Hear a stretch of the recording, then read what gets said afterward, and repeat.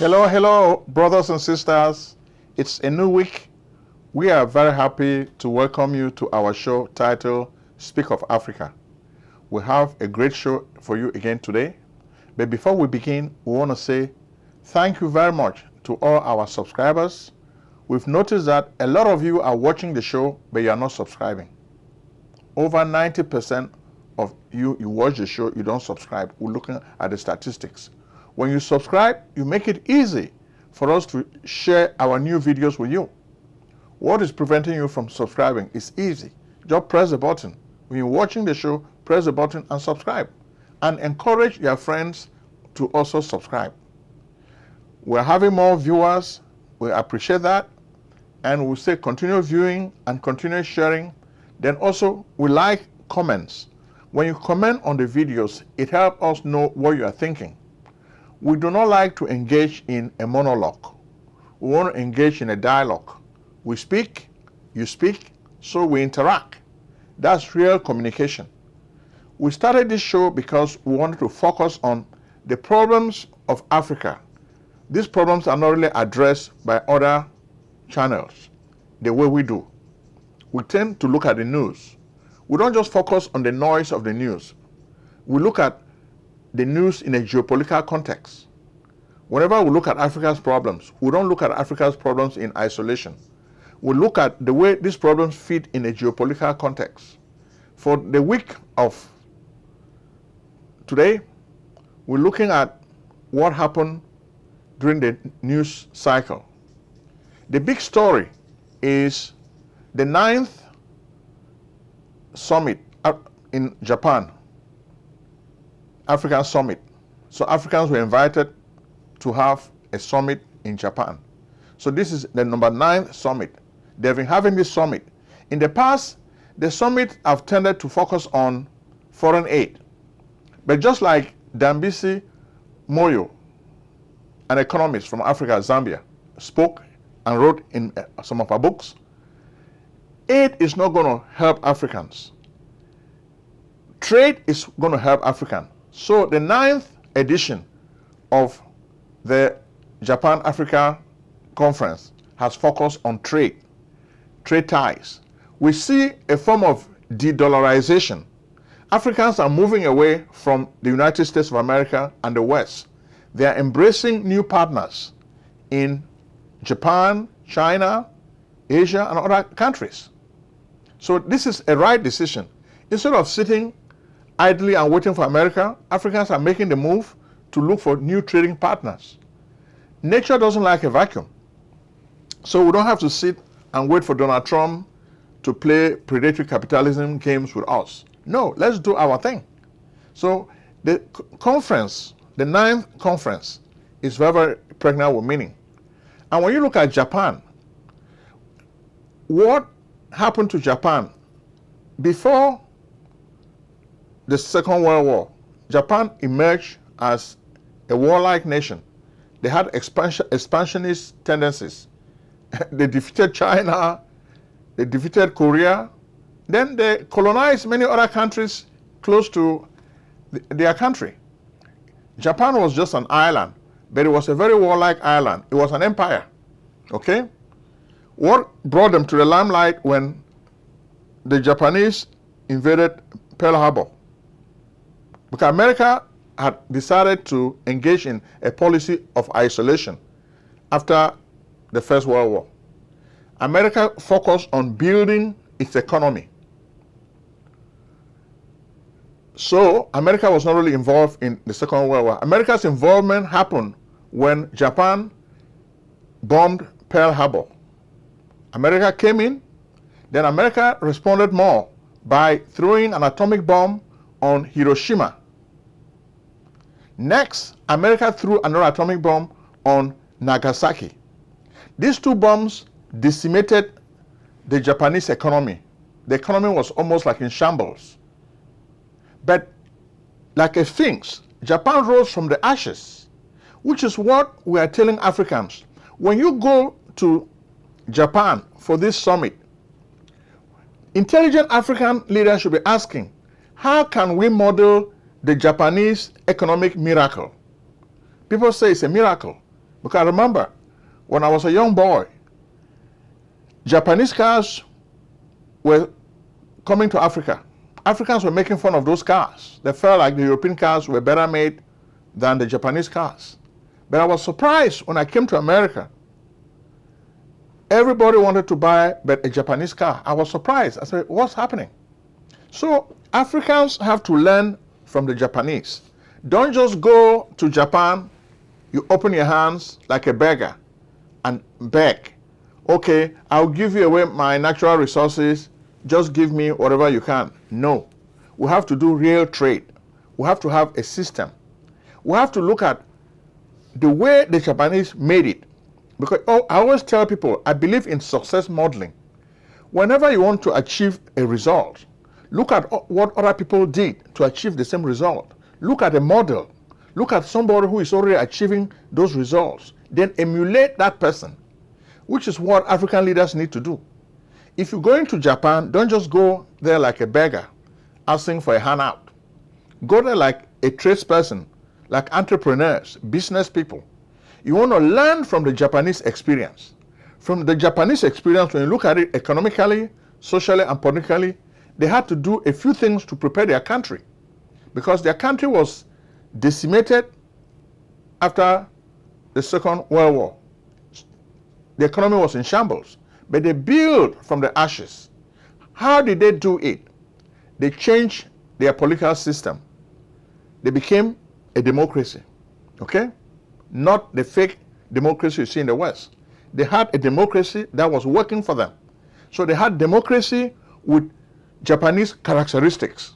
And that's what I'm asking us to do. We need to have democracy with African characteristics.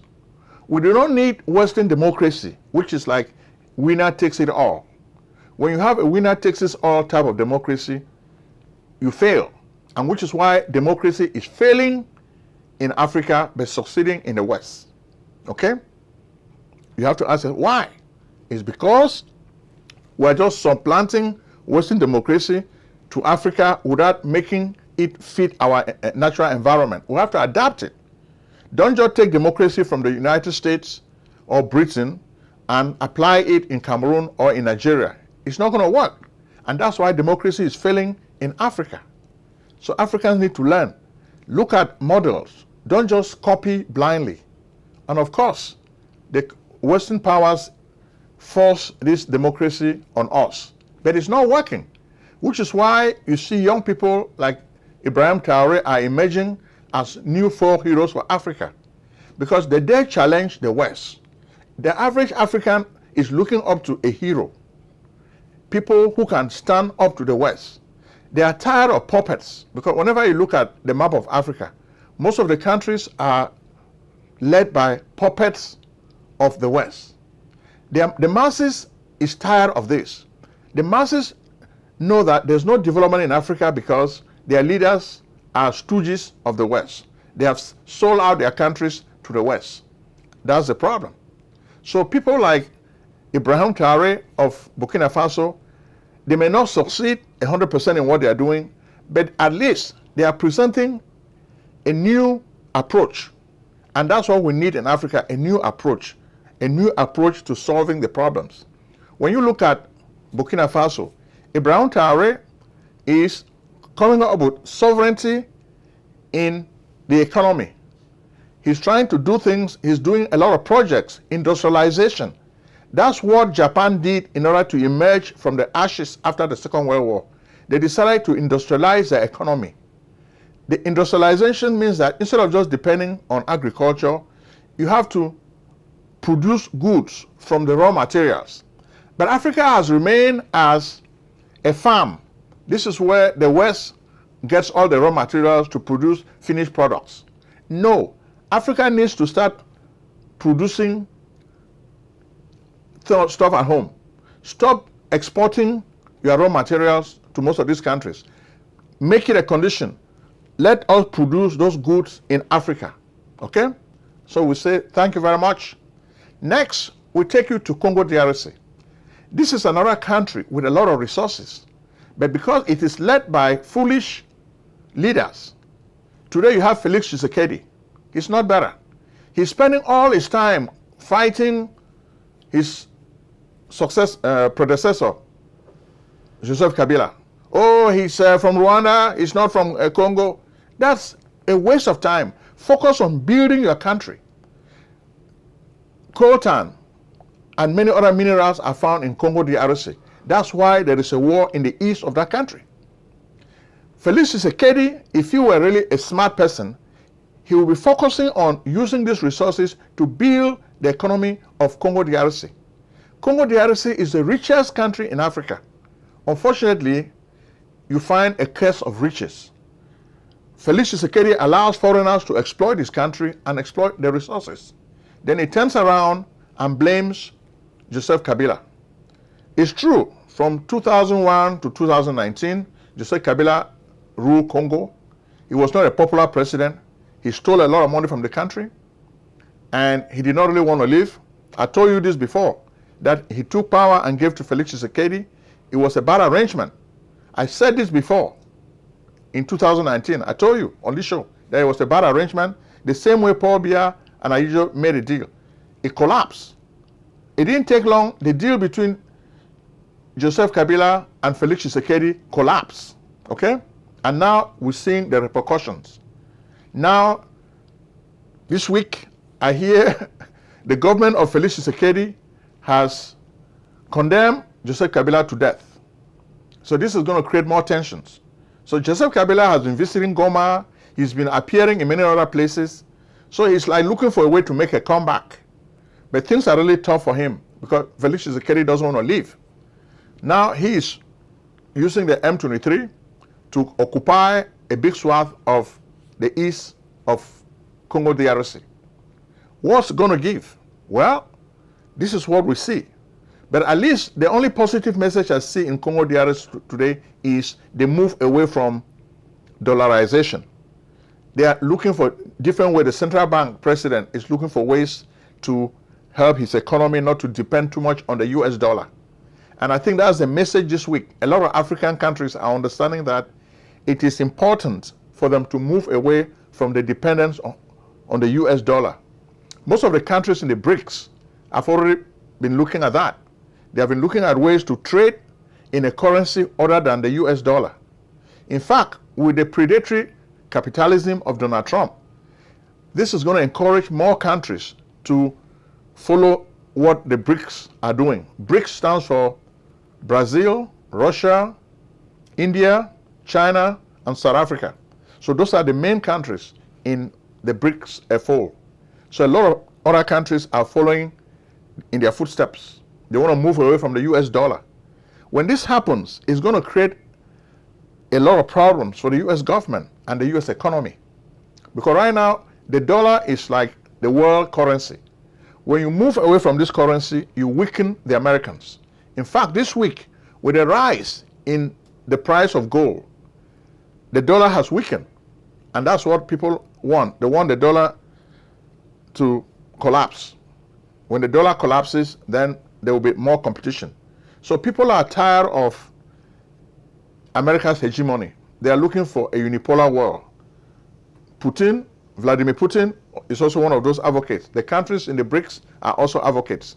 But their economy is still little compared to the economy of the West. But yet, they have started somewhere. A lot of African countries are trying to take the law into their own hands and build their own currencies. In fact, we're encouraging this move, the move away from dollarization, so that the Africans can emerge victorious. They don't have to only depend on the US dollar. Then what happens to La République du Cameroon? In La République du Cameroon, we also see another case of failed democracy. Biya has been in power since 1982. I remember that's when I had my first degree. Up to today, Biya is still president. He was president when I left the university. I'm getting ready to go on retirement. Biya is still president. He's running again for the 8th term, 7-year term. By disqualifying Maurice Kamto, he cleared the deck so that he can run unopposed. But this week, Akaremuna, one of the prominent lawyers for Universe Party, filed a case with the Constitutional Council against Biya's candidacy. he put forward very convincing legal arguments why Biya's candidacy should be disqualified. But we just laughed. Whatever he was doing, we thought it was a joke, because nobody can prevent Biya from running, because Biya is a king in Cameroon. As we suspected, the Constitutional Council came out and said, oh no, they rejected his case and said Biya can still run unopposed as the only candidate. So by trying to disqualify President Biya, this was like a joke in Cameroon. That's a joke. How can you, where do you come from? Do you think it is a democracy? You are a lawyer. Maybe you were thinking that Cameroon is a democracy, but now you've learned Cameroon is not a democracy. It's a democracy in name only. In reality, it's a dictatorship. So the kangaroo court, which constitutes the Constitutional Council, will always support Biya. We knew that already. How come Akaremola did not know this? A prominent lawyer? You don't know the system you're dealing with? So this is another joke in the system. The problems remain. Then of course the opposition cannot come together. After all this week, the opposition made a lot of noise, but they cannot come together. So how do they think they can defeat Biya on October 12th? That's a joke. They cannot defeat Biya. That's a joke. So Biya is just taking advantage of the weaknesses of the opposition. He has his forces. He has a firm grip on the country. As much as people say he's old and senile, he has his team. The people are holding the country for him. So he's a dictator. He controls everything. Even though he's weak and old, his people are in charge. So he's not willing to relent an inch.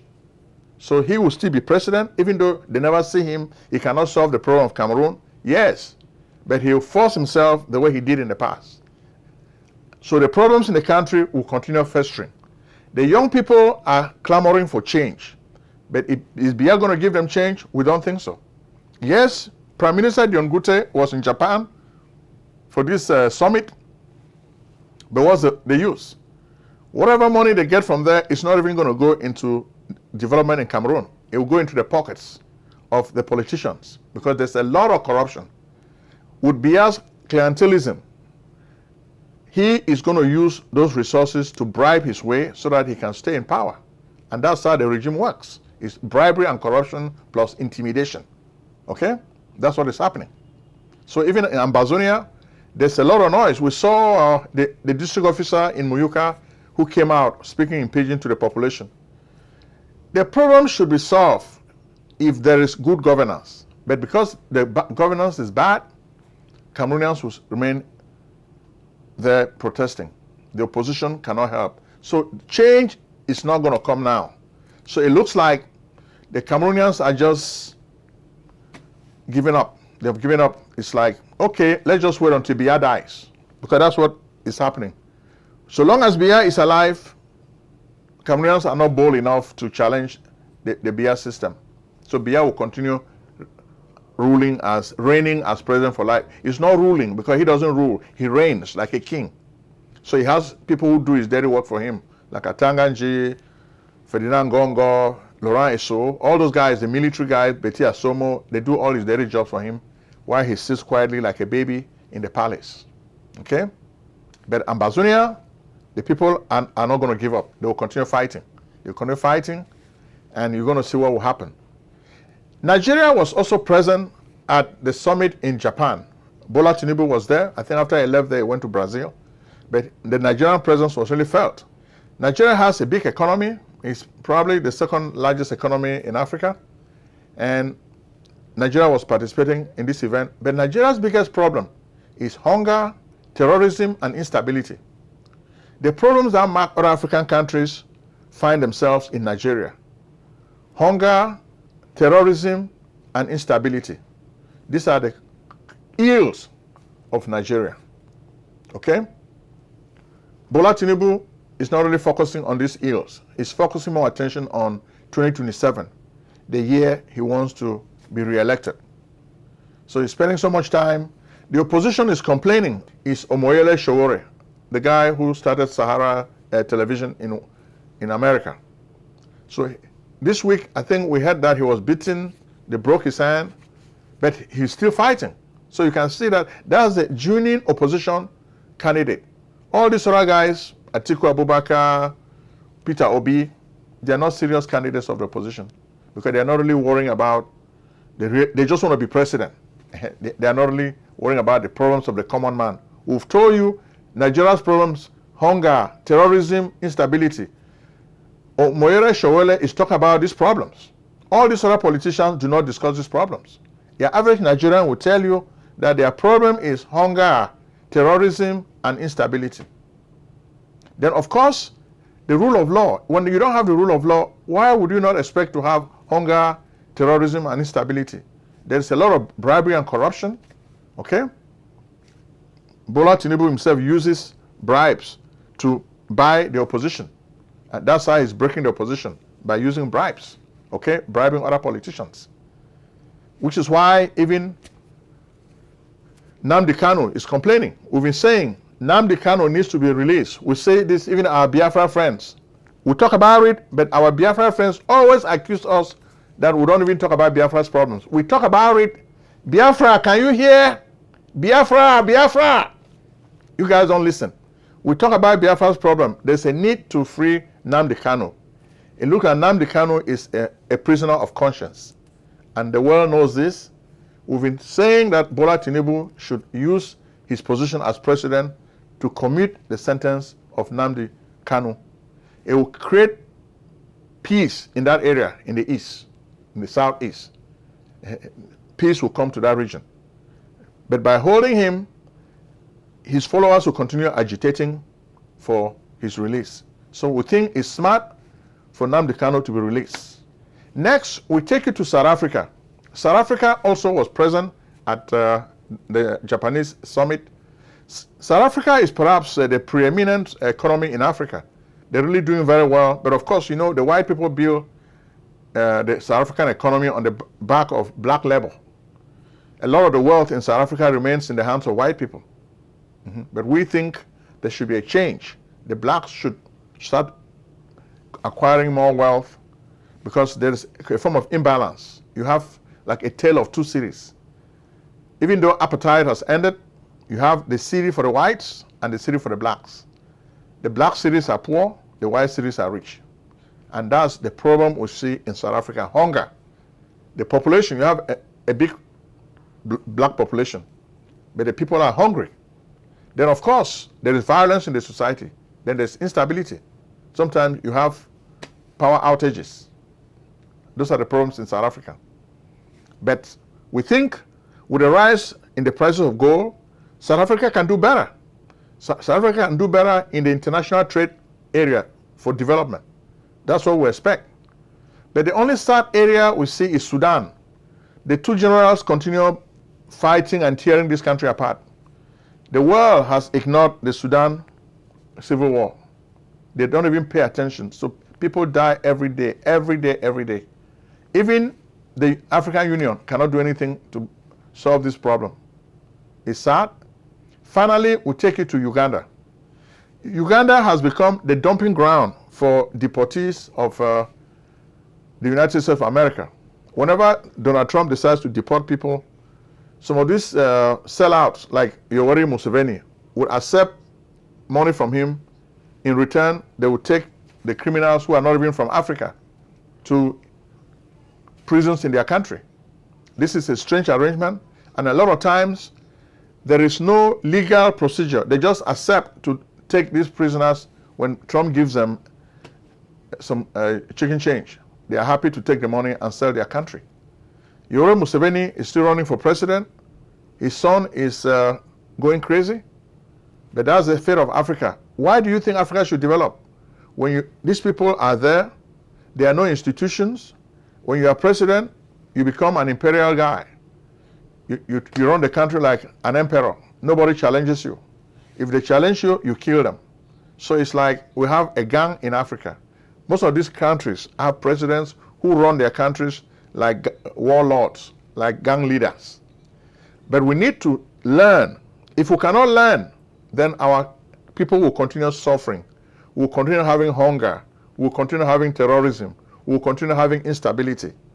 Why can we not emulate Japan, the Japanese economic miracle? I remember when I was studying for my PhD, One of my professors, Cecil Blake, he came from Japan, and he taught us the Japanese economic miracle. He went into details to make us understand how it works, the way the Japanese change their society economically, politically, and socially. Okay? You have to have a better education, functional education, for people to be able to produce. Africans have talent. Unfortunately, their leaders are not really harnessing this talent for the betterment of their people. We need a change, and we need a crop of new leaders to be different from these bastards of old who cling to power, they sit tight, who are not patriotic. So we need younger people like Ibrahim Traore who can take us to the new paradise. Welcome, my friends. Welcome to Speak of Africa. Bye-bye.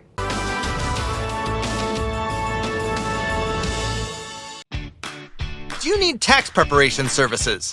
We can help. Contact PJ Tax Service, America's only full-time income tax preparers. Like the good old doctor, we do not close our doors after April 15th. In fact, we stay open all year round in order to serve you. We are located at 11207A, Lockwood Drive, Silver Spring, Maryland, 20901. Make an appointment today with Prince Ojong, your tax expert. Call 240-350-1131 or visit us on the web at www.pjtaxservice.com.